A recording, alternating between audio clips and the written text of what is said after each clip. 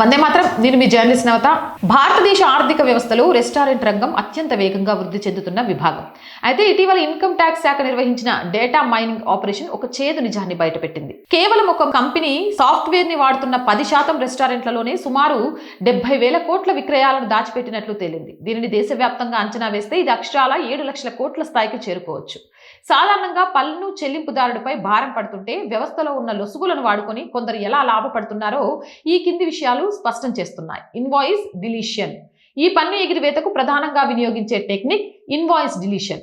నగదు లావాదేవీలు మాయమవుతాయి. కస్టమర్ నగదు రూపంలో బిల్లు చెల్లించినప్పుడు సాఫ్ట్వేర్ లో బిల్లు జనరేట్ అవుతుంది, కానీ రోజు ముగిసేసరికి ఆ బిల్లును సిస్టమ్ నుంచి తొలగిస్తారు. అలాగే రెండవది గ్రే మార్కెట్ సాఫ్ట్వేర్.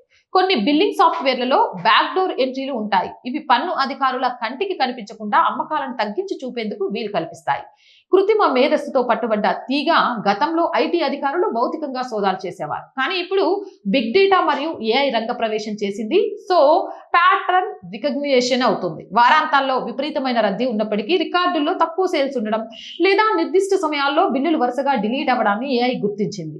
ఇక స్టేట్ వైడ్ డేటా ప్రకారం కర్ణాటక, తెలంగాణ, తమిళనాడు రాష్ట్రాల్లో ఈ ట్రెండ్ ఎక్కువగా ఉండడం గమనార్హం. ఇది కేవలం ఒకరి పని కాదు, ఇది ఒక వ్యవస్థీకృత ట్యాక్స్ ప్లానింగ్ అని అర్థమవుతుంది. సాలరీడ్ క్లాస్ వర్సెస్ బిజినెస్ ఎగవేత. దేశంలో కేవలం 2 కోట్ల మంది మాత్రమే నిజాయితీగా ఆదాయపు పన్ను కడుతున్నారు.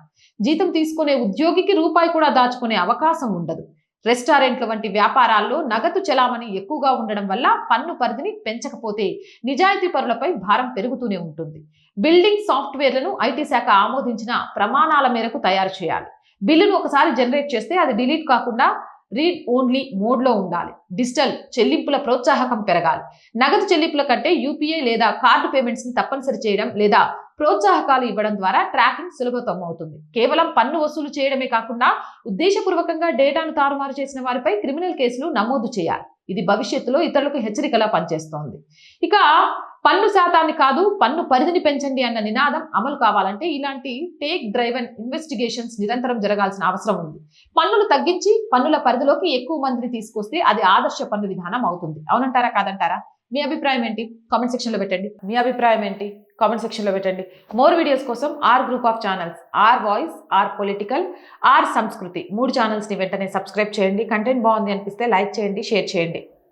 అలాగే మీరు చేసే ఒక్క రూపాయి సహాయం కూడా ఈ ఛానల్ ఇంకా ముందుకెళ్ళడానికి, మంచి మంచి కంటెంట్స్ ని మీ ముందుకు తీసుకురావడానికి మాకు ఎంతగానో ఉపయోగపడుతుంది. సో ప్లీజ్, ఒక ఆడపిల్ల సంకల్పానికి ఆర్థిక చేయూత ద్వారా దాన్ని ముందుకు తీసుకువెళ్ళడానికి అవకాశాన్ని కల్పించండి. ఆర్థికంగా సపోర్ట్ చేయాలి అంటే సబ్స్క్రిప్షన్ పక్కనే జాయిన్ అనే బటన్ ఉంటుంది. 1 to 5 లెవెల్స్ ఉంటాయి. ఏదో ఒక లెవెల్లో సపోర్ట్ చేయండి. లేదా స్క్రీన్ మీద గూగుల్ పే, ఫోన్ పేతో పాటు అకౌంట్ డీటెయిల్స్ ఉంటాయి. మీకు తోచిన సహాయాన్ని అందించవచ్చు. వ్యాపార ప్రకటనల కోసం 8328500576 నెంబర్ని సంప్రదించండి.